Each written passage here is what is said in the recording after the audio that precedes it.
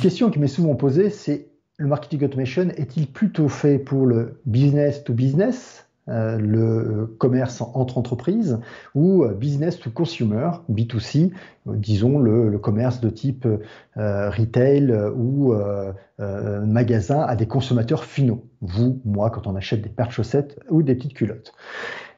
La réponse, c'est les deux. La question du parcours client, elle reste la même. C'est la réponse qui va différer.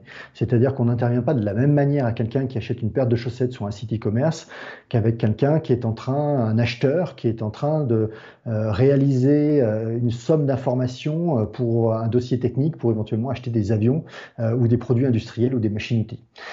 Mais les mécanismes vont être les mêmes. On va pouvoir utiliser de l'email ou du SMS de la même façon.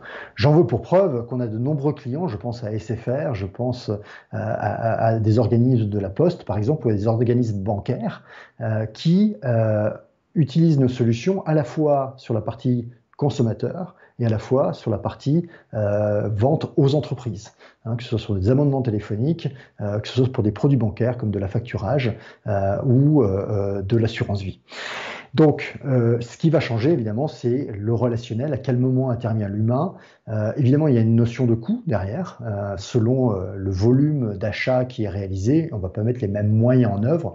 Et d'ailleurs, chose très intéressante, c'est que le marketing automation est aussi très très intéressant sur des objets, des ventes à faible valeur, puisqu'on va permettre d'automatiser un ensemble de choses qui ne seront pas exécutées par des humains. Et ce qui coûte le plus cher pour une entreprise, c'est sa masse salariale.